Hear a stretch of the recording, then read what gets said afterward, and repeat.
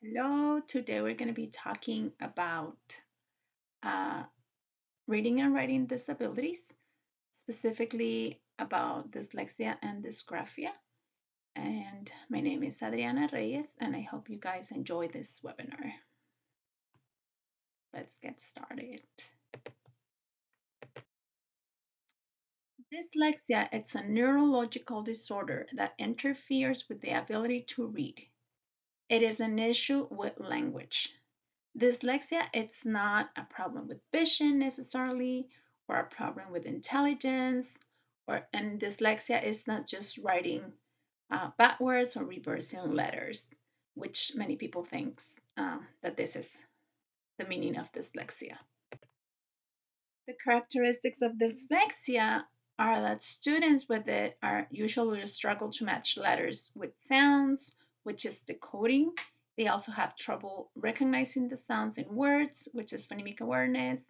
Um, and these signs can be seen as early as in preschool kids, or even later when students have issues with more complex skills like grammar, reading comprehension, fluency, sentence structure, and writing. This is just the history of dyslexia in America. It started in 1877, as you can see, as the first referred to as word blindness by the German neurologist Adolf Kussmaul. And then here we can see that it's going up to the year 2017 when the Social Security added learning disabilities to the Blue Book of Impairments that qualify for disability benefits when they are severe.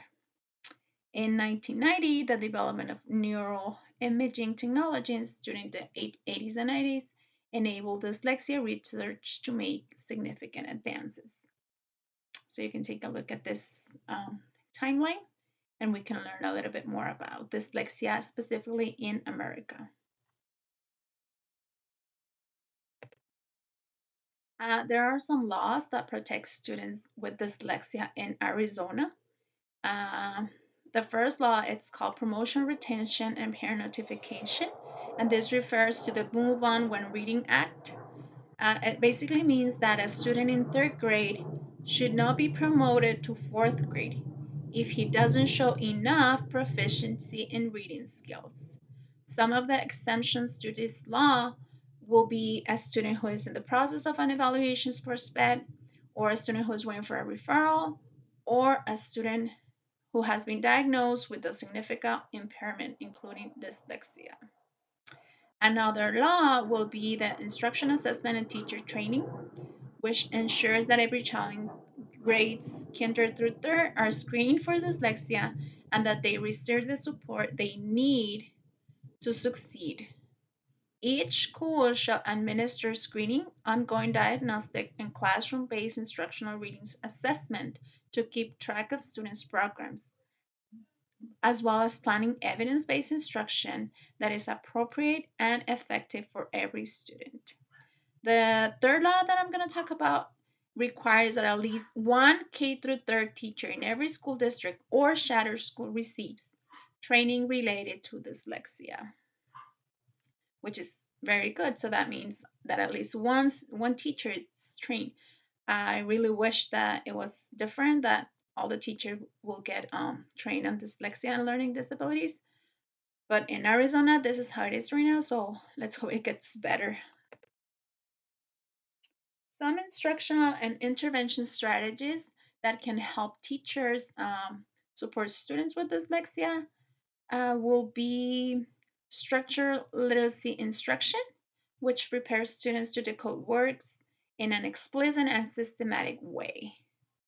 And this approach does not only help students with dyslexia, but it helps students in general, students while learning to read. The systematic and cumulative structured literacy instruction is systematic and cumulative, which means that teaching concepts are in order from the easiest to the complex. It also includes explicit instruction, which means that there should be student-teacher interacting. Like teachers should not assume that a student can learn on their own. The teacher should always be there for support. And diagnostic teaching means that a teacher must meet the student's need, adapting as necessary to meet the needs of this student. Another resource for teachers will be this book that we see on screen. It's called Teaching Students with Dyslexia, Dysgraphia, and Dyscalculia, and OWL-LD, which is Oral and Written Language Learning Disability. So this book will be a pre-service text and a professional development tool as well. Some resources for parents that I could find were on the understood.art website, which you can see the link on the bottom of the slide if you guys want to write it down. Here your parents are going to find graphic organizers, tips for learning sight words, for choosing the right books for struggling readers, and as well as tips to help students learn vocabulary. Okay, now we're going to talk about dysgraphia, which is another learning disability that affects writing abilities. It is a processing disorder, which means that difficulties can change from time to time. Okay, this is just a little explanation. And it also, just so you guys know, dysgraphia, it's not necessarily just having bad handwriting. It doesn't have anything to do with that. Some characteristics of dysgraphia are difficulty with spelling, poor handwriting, difficulty expressing thoughts on paper, sometimes pencil grip and body position is awkward, and also saying words out loud when writing. Those are another some characteristics of students with dysgraphia. To support students, the best way to support students with dysgraphia is practice. Practice using index fingers to trace letters, copying letters from models, using Play-Doh clay to strengthen your fine motors, or forming letters by connecting dots or dashes. Sorry, that's the airport. Some resources for parents that we're going to share about with you are just pencil grips that you can see right here at the top. There are many different models of these, and maybe not all of them are going to meet your students' needs. So we recommend that you look online on catalogs that are aimed for occupational therapy. So those will be like the most recommended. Another resource will be slant boards, which you can also use a 3-inch binder that can do the job as well. This will help students get a better position and allow their wrists to extend and fingers to be more flexible.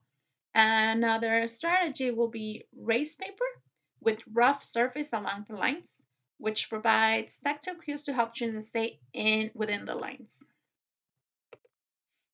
Some resources for parents. Another resource for parents will be the SnapType. This is an app that you can get on your child's iPad, and it was created by an occupational therapist designed for children with dysgraphia, dyslexia, and other learning disabilities. These will help students complete their job independently and with confidence. Okay, so I hope you guys learn a little bit about dyslexia and dysgraphia, and I really thank you for taking the time to see this webinar. Have a great day. Bye-bye.